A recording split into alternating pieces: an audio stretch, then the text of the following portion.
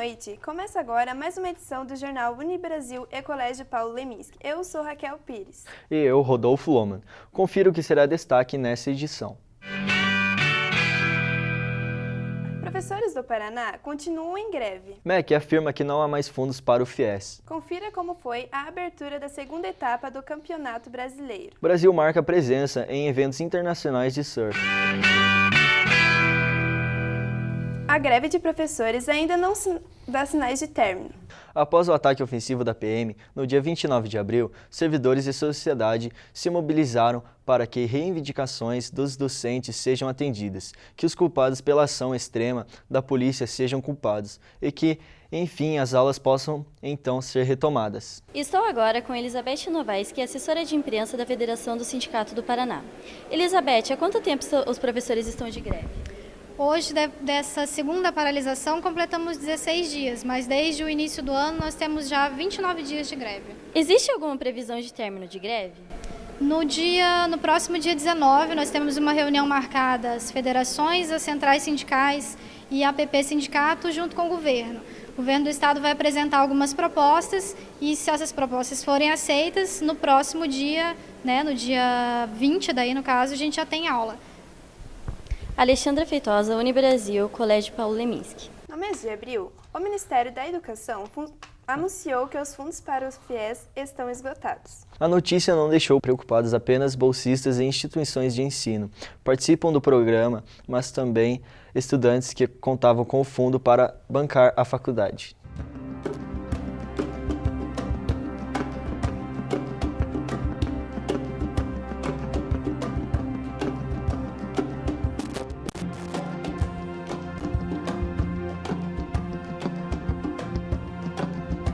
O governo federal agora atinge também o ensino superior. O ministro da Educação, Renato Giannini Ribeiro, disse que não tem verbas para o FIES, Fundo de Financiamento Estudantil, que é um programa do Ministério da Educação destinado ao financiamento a estudantes matriculados em cursos superiores em instituições privadas. Sérgio, por que o governo federal não está mais investindo no FIES? No esforço do governo federal em reduzir custos para atingir metas fiscais, ele tem diminuído o repasse para programas prioritários. E o ministro da Educação já disse que não tem previsão para reabrir novas inscrições para o programa. Repórter Sandra Cassiano para o jornal Unibrasil, Paulo Leminski. O Dia das Mães passou e deixou para trás os comerciantes insatisfeitos. Isso porque houve uma queda no percentual de vendas em relação a 2014. Nos últimos anos, esse quadro só vem piorando, e muitos vendedores já não apostam tanto na data como antes. Em 2015, a venda nos Dias das Mães foi o pior dos últimos 7 anos. De acordo com a Allshop, a Associação Brasileira de Lojistas de Shopping, o crescimento real das vendas ficou entre 0,5% e 1%. Em comparação com 2014. A Confederação Nacional do Comércio de Bens, Serviços e Turismo, CNC, já tinha expectativa que no ano de 2015 as vendas registrassem o pior volume desde 2014. Estamos com a comerciante Ana Paula Saraiva, que tem loja de cosméticos. Ana, como foram as vendas deste ano? Esse ano, comparado com 2014, foi bem baixo, mas como a gente já tinha a expectativa de que as vendas não iam aumentar muito, a gente fez com que o nosso estoque fosse de acordo com as expectativas. Então a gente mesmo assim conseguiu sair no lucro.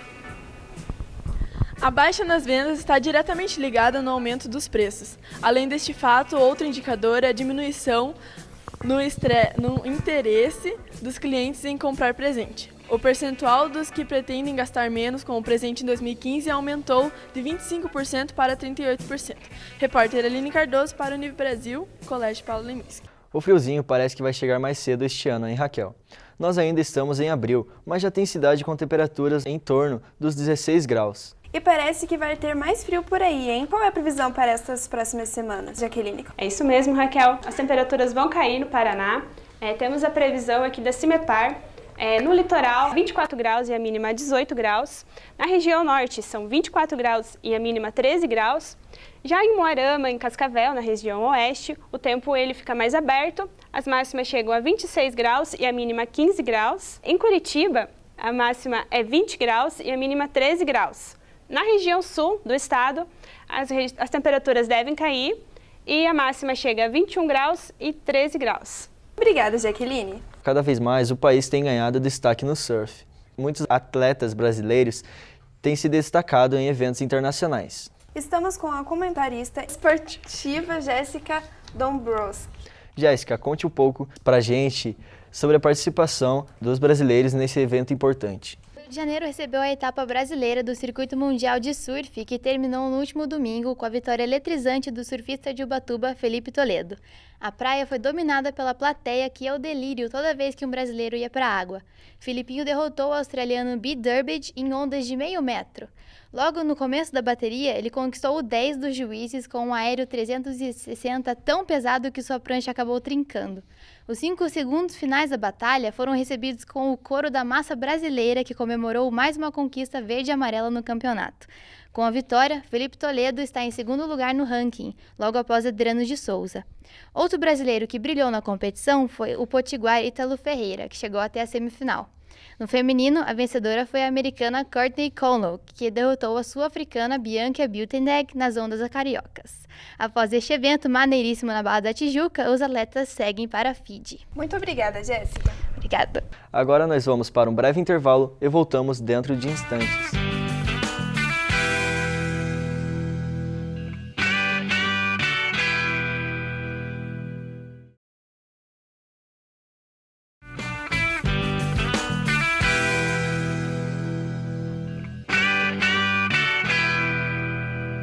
Quantos livros você já leu este ano? Ou melhor, há quanto tempo você não lê um livro? Um estudo lançado neste ano apontou que os brasileiros estão lendo cada vez menos e também deixando de procurar atividades culturais para o lazer. O dado aponta ainda que entre os motivos está o preço abusivo de livros e a dificuldade para se ter acesso a atividades culturais.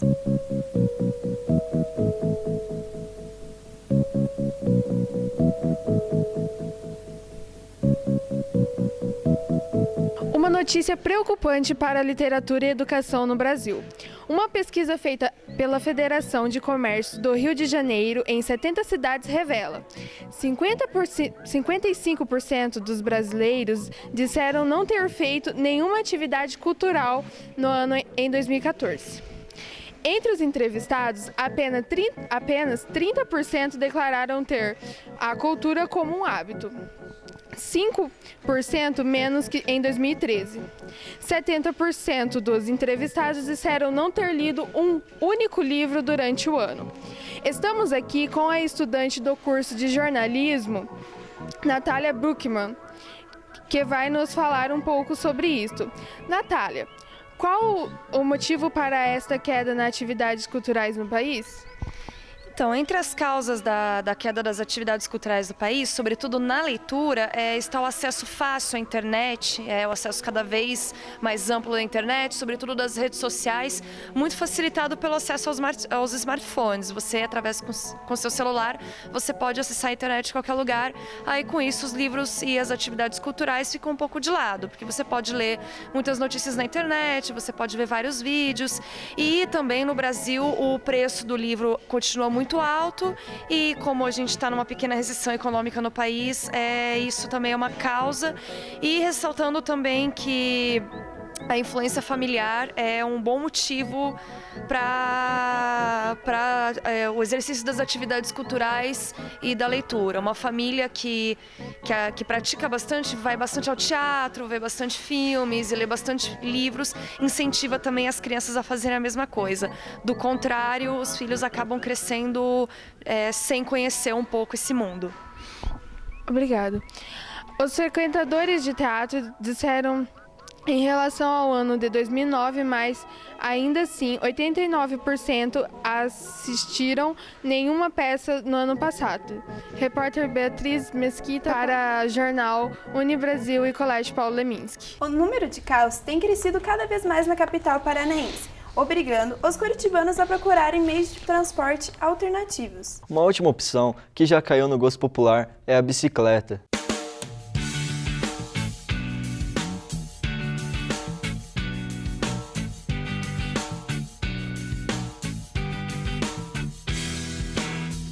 she comes in a suit and tie, a shepherd's bush and a leopard's pie. She's marching to the funky beat of James Brown and his dancing feet.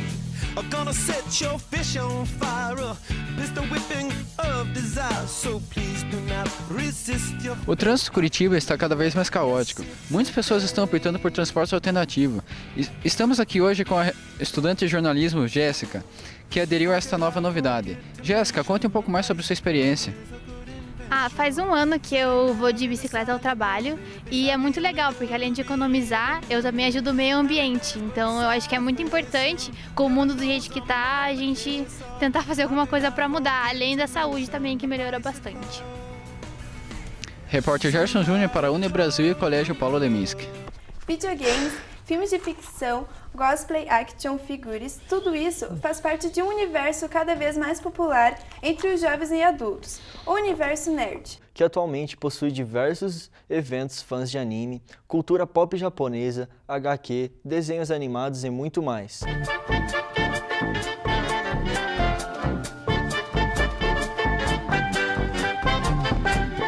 Curitiba está sendo invadida por personagens de ficção científica e fantasia. Isso porque em maio a capital comemora o mês do Orgulho Nerd. Isso. O Orgulho Nerd se tornou popular entre os jovens nos últimos anos e agora já é uma febre entre os jovens e adultos.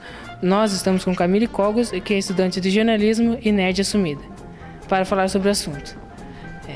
Camille, o que significa o termo nerd e por que ele se popularizou tanto?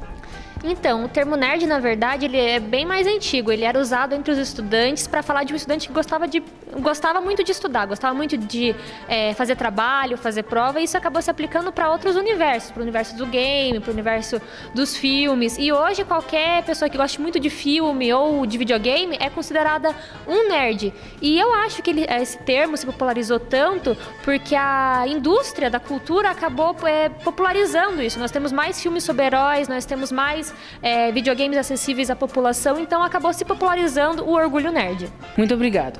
Eu sou Alexandre Melo para o jornal Unibrasil e Colégio Paulo Leminski. O último final de semana foi de muita emoção para os principais times paranaenses. A segunda rodada do Campeonato Brasileiro teve disputas acirradas e cheia de altos e baixos. Estamos aqui no estúdio com Camila Niquete e Celso Garcia, que acompanharam a rodada e vão contar para a gente. Boa noite, Raquel. Boa noite, Rodolfo. Boa noite. Boa noite, Raquel e Rodolfo. Boa noite. Então, pessoal, a rodada realmente foi muito eletrizante, com altos e baixos para os times paranaenses.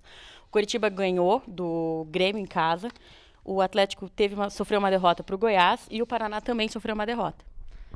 Eles vão jogar, o Atlético vai jogar contra o Atlético Mineiro em casa e o Coxa vai jogar contra o Goiás fora de casa. A segunda rodada mostrou que o Curitiba teve uma melhora em relação à primeira rodada, que ele havia perdido para a Chapecoense por 2-1. Já o Atlético não conseguiu emplacar o mesmo ritmo de jogo que teve na Baixada contra o Internacional, quando fez 3-0 e acabou levando 2-0 do Goiás. E o Paraná também sofreu uma derrota com bastante diferença de gols, né, bem diferente do que tinha acontecido na primeira rodada, em que ele havia ganhado do Ceará por 1-0. O Curitiba melhorou bem comparando a primeira rodada, já o Atlético não conseguiu uma boa partida comparando a primeira também. O Jornal Unibrasil e Colégio Paulo Leminski fica por aqui. Muito obrigado por sua audiência.